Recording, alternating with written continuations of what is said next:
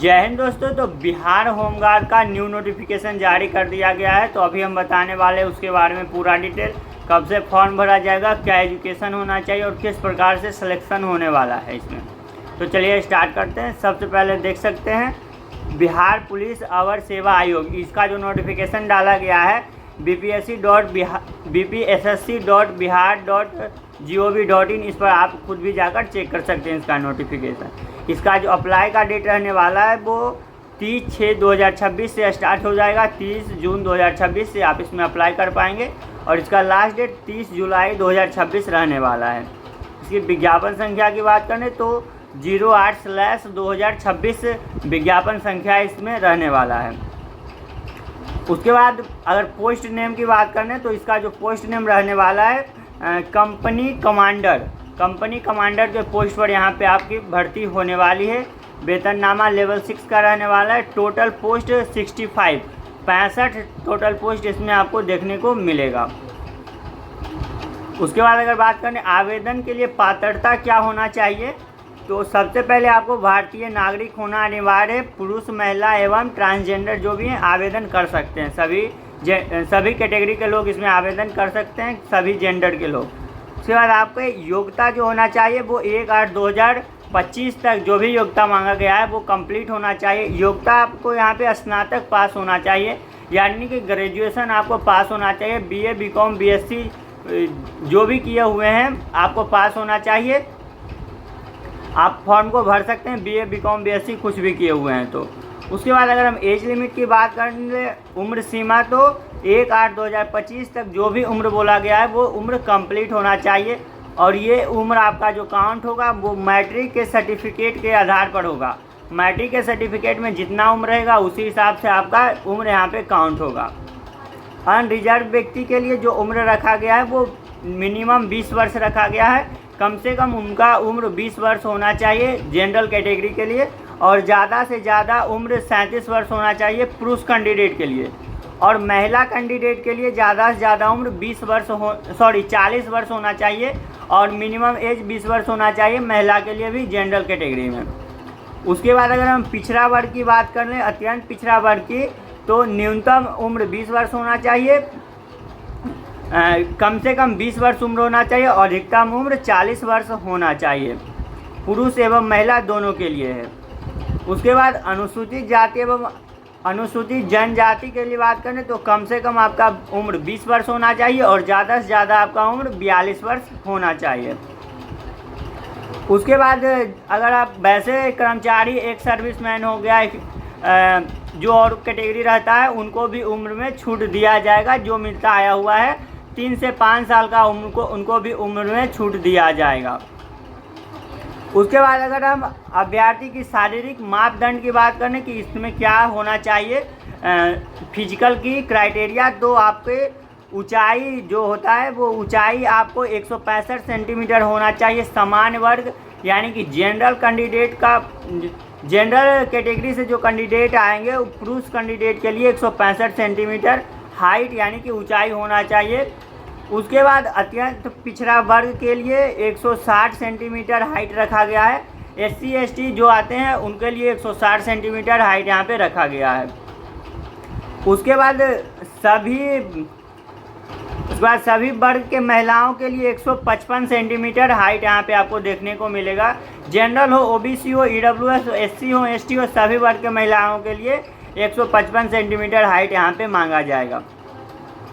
उसके बाद चेस्ट की बात करें तो जनरल कैटेगरी से जो आएंगे, जनरल, OBC, EWS से, उनका 81 सेंटीमीटर चेस्ट नापा जाएगा और 5 सेंटीमीटर फुलाना है। फुलाना 5 सेंटीमीटर अनिवार्य है। अगर आपका पहले से ही 86 सेंटीमीटर है फिर भी आपको 5 सेंटीमीटर फुलाना है। अनुसूचित जनजाति के लिए 79 सेंटीमीटर चेस्ट मांगा गया है और 5 सेंटीमीटर इनको भी फुलाना है। देख सकते हैं 5 सेंटीमीटर सभी को फुलाना अनिवार्य है। महिलाओं के लिए सीना की मापी नहीं होगी। उसके बाद वजन की बात करें तो महिलाओं का जो वजन होगा वो कम से कम 48 kg वजन होना जरूरी है। उसके बाद इसी प्रकार से जो SC ST कैंडिडेट का है उसी प्रकार से ट्रांसजेंडर कैंडिडेट का भी मापदंड यहाँ पे आपको देखने को मिलेगा। उसके बाद यहाँ पे बात करने लिखित परीक्षा के द्वारा इसमें सिलेक्शन होने वाला है। लिखित परीक्षा यहाँ पे 2 होगा, मुख्य परीक्षा और प्रारंभिक परीक्षा, 2 प्रकार के यहाँ पे परीक्षा होगा सिलेक्शन के लिए। पहला परीक्षा 200 अंकों का होगा जिसमें 100 क्वेश्चन रहेंगे और एक क्वेश्चन में 2 अंक दिए जाएंगे। 30% अंक लाना अनिवार्य आपको रहेगा यहाँ पे, और जितना भी पोस्ट है उसका 20 गुना अभ्यर्थी को पास किया जाएगा। यानी कि जितना भी पोस्ट है उससे 20 गुना ज़्यादा अभ्यर्थी को प्रारंभिक परीक्षा में पास किया जाएगा। प्रारंभिक परीक्षा आप पास कर लेंगे, उसके बाद द्वितीय चरण में मुख्य परीक्षा देंगे। मुख्य परीक्षा में भी आपको 200 अंक का पूरा क्वेश्चन रहेगा और यहाँ पे 100 क्वेश्चन देखने को मिलेगा।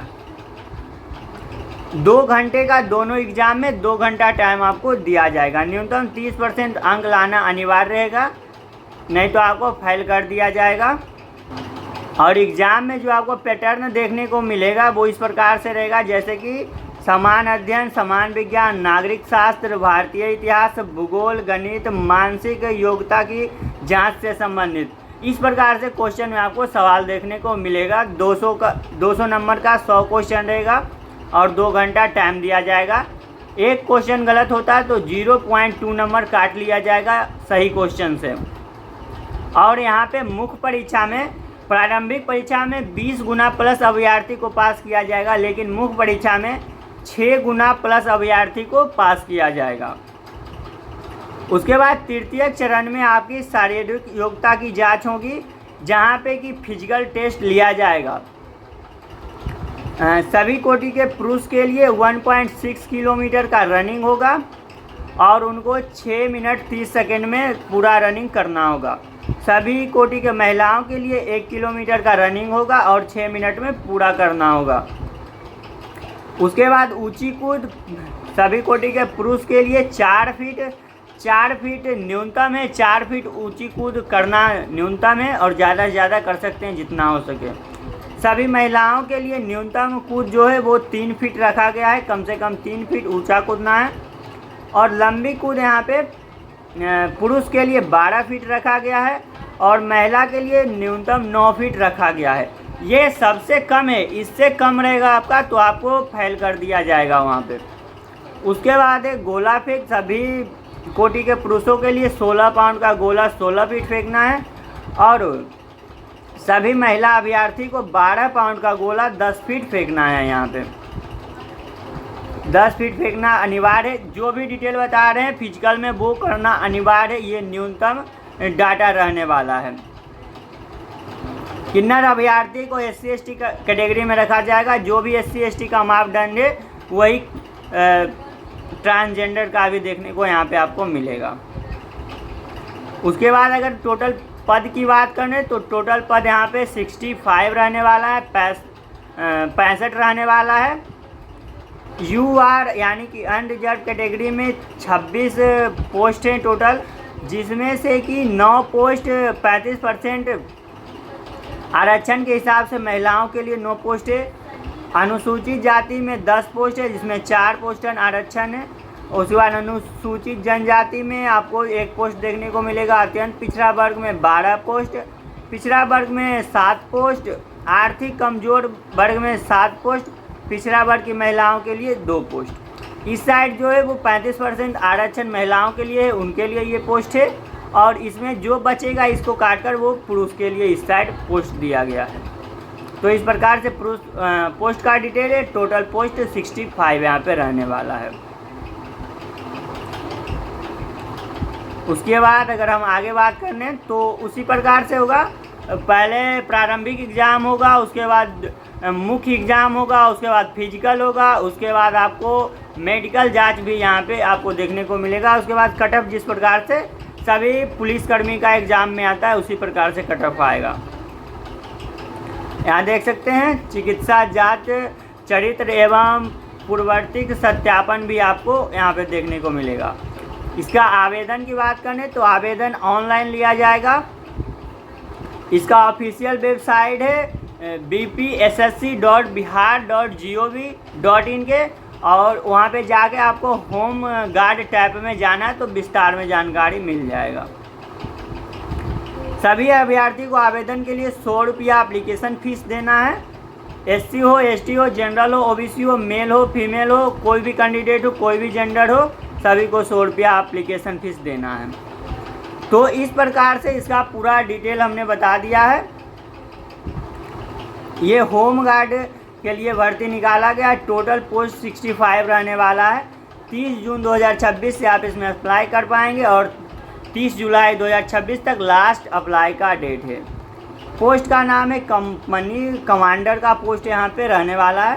तो अगर आप इस पोस्ट के अप्लाई करने के लिए एलिजिबल हैं और इसका जो एजुकेशन क्राइटेरिया है वो ग्रेजुएशन पास यानी कि स्नातक है, BA BCom BSc कुछ भी किए हुए हैं तो आप फॉर्म को भर पाएंगे।